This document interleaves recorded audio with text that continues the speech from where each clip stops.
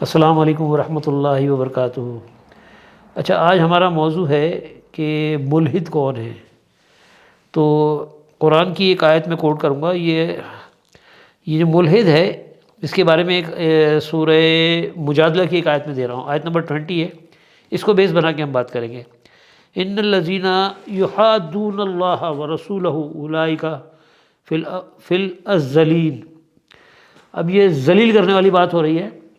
یقیناً ذلیل ترین مخلوق میں سے ہیں وہ لوگ جو اللہ اور اس کے رسول کے مقابلہ کرتے ہیں یا ان کے مد مقابل کھڑے ہو جاتے ہیں۔ تو ملحد مد مقابل کھڑے ہونے کو ہی کہتے ہیں۔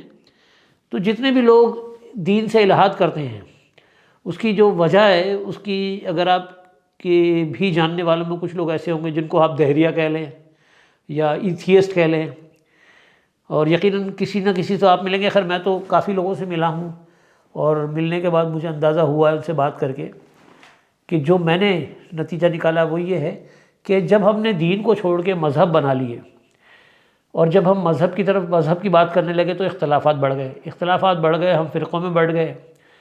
تو کچھ لوگ جو ہوتے ذہین ہیں، وہ لوگ، میں یہ نہیں کہوں گا کہ وہ لوگ کوئی کن ذہن ہیں، جو لوگ ذہین ہوتے ہیں وہ غور کرنا شروع کر دیتے ہیں، پھر وہ تضاد کی طرف پیچھے بھاگنے لگ جاتے ہیں کہ اس نے یہ کہا، اس نے وہ کہا، پھر وہ اس کے اندر لگ جاتے ہیں، پھر وہ اسٹڈی کرتے ہیں، ان کی کتابیں پھر ان کی کتابیں، دونوں ایک دوسرے کی مخالفت میں باتیں کر رہے ہوتے ہیں۔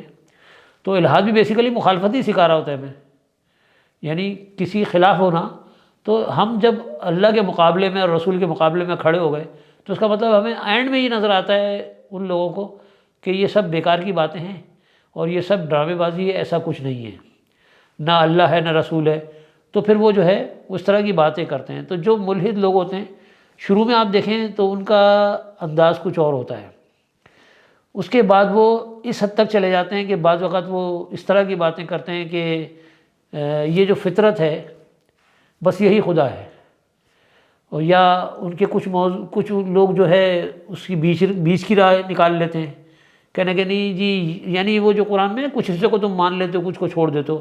تو اس میں کچھ لوگ ایسے بھی ہیں جو قرآن کو مانتے ہیں، اللہ کو بھی مانتے ہیں، رسول کو بھی مانتے ہیں، لیکن وہ کہتے ہیں نہیں، حدیث کوئی چیز نہیں ہے، صرف قرآن سے ہم بات کریں گے، اور پھر وہ ایک لفظ کے ایک ہی معنی لینا چاہتے ہیں۔ ایسے ایک صاحب سے میری ملاقات ہوئی تھی، انہوں نے ایک جماعت بنائی بھی ہے، تو ان سے میں نے کہا تھا کہ ایک لفظ کے ایک ہی معنی کہیں گے، ہاں جی، میں نے کہا پھر میں نوٹ کر لیتا ہوں، پھر جب بھی اگر ہوگا تو آپ نے ترجمہ وہی کرنا ہوگا۔ بہرحال وہ ایک دو جگہ پھنسے بھی۔ خیر مجھے کسی سے سروکار نہیں ہے کہ میں نہ ہی کسی کی توہین کرنا چاہ رہا ہوں، میرا مقصد یہ نہیں ہے۔ بتانے کا مقصد یہ ہے کہ وہ کچھ لوگوں کو اکٹھا کر کے اس طرح کی باتیں کرتے ہیں۔ تو اس جماعت کا کانسیپٹ یہ ہے کہ قرآن جو ہے وہ بہت اچھی کتاب ہے، اس سے ہدایت لینا چاہیے ہمیں، لیکن یہ جو صلاۃ ہے نا، صلاۃ کے معنی یہ ہیں۔ اب صلاۃ کے معنی انہوں نے نکال لیے کہ مطلب آپس میں جیسے ہم دین کی باتیں کر رہے ہیں، اصلاح کی باتیں کر رہے ہیں، کہہ لیں گے بس یہ صلاۃ ہے۔ اچھا جی، وہ رکوع اور قیام اور اس کے اوپر جب بات کرتے ہیں تو وہ اپنے معنی پناتے ہیں، اس کا مطلب یہ ہے، اس کا مطلب یہ ہے۔ اب وہ کہتے ہیں جی نماز قائم کرنے کی، تو قائم تو نظام ہوتا ہے، تو یعنی وہ کہتے ہیں نماز ایک نظام کا نام ہے، نماز پڑھنے کی کوئی چیز نہیں ہے۔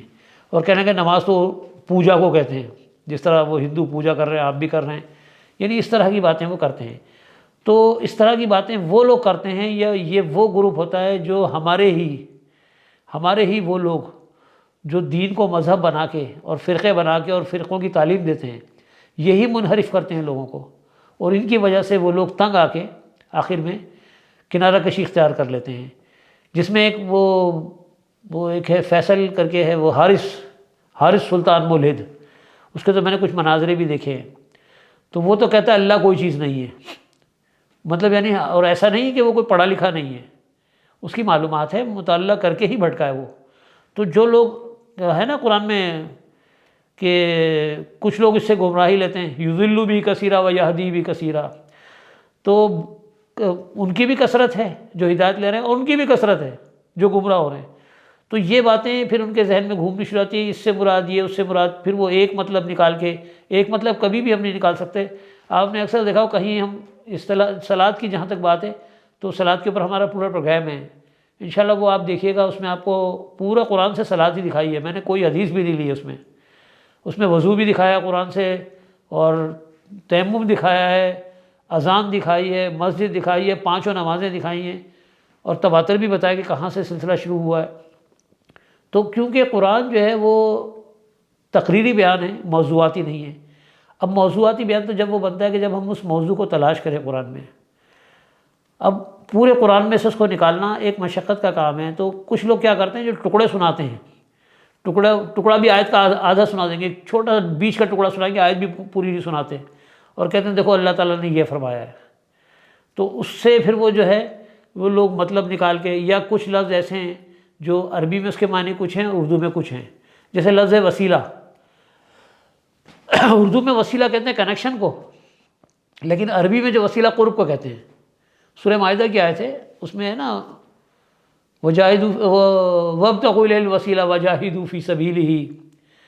اب اگر یہ آیت جہاد کے بارے میں، وجاہدوا فی سبیلہ، اس کی راہ میں جہاد کرو، تو یہاں ترجمہ کیا بننا ہے کہ وابتغوا الیہ الوسیلہ، اس کی راہ میں قرب تلاش کرو، ترجمہ اس کا یہ بنے گا. اور وابتغوا الیہ الوسیلہ وجاہدوا فی سبیلہ، اور تم اس کی راہ میں جہاد کرو. تو اب یہ اگر ہم ترجمہ وسیلے کے حساب سے دیکھیں تو سنانے والے نے اگر اتنا سنا دیا وابتغوا الیہ الوسیلہ، بس اس کے لیے وسیلہ تلاش کرو. اور لوگ تو تلاش کر رہے ہیں وسیلہ، قبروں پہ جا رہے ہیں، ادھر جا رہے ہیں، فلانے بزرگ کے پاس جا رہے ہیں کہ یہ ہمارے اللہ کی سنوائی، اللہ کے پاس ہماری. جبکہ اس کا ترجمہ کیا بن رہا ہے؟ اس کا ترجمہ نا قریب کے بن رہا ہے، قرب، اللہ کا قرب تلاش کرو، یعنی اللہ سے دعائیں کرو، اللہ کو قریب مانو. وہ تو شرک سے قریب ہے، لیکن اس کا الٹا ترجمہ. تو یہ اس طرح فتنہ پھیلتا ہے. تو یہ جو مذہبی مطلب یعنی جو پھیلانے والے، مذہب کے پھیلانے والے، جو لوگوں کو صرف مسلکی بنا رہے ہوتے ہیں، وہ اس طرح کے ٹکڑے سناتے ہیں.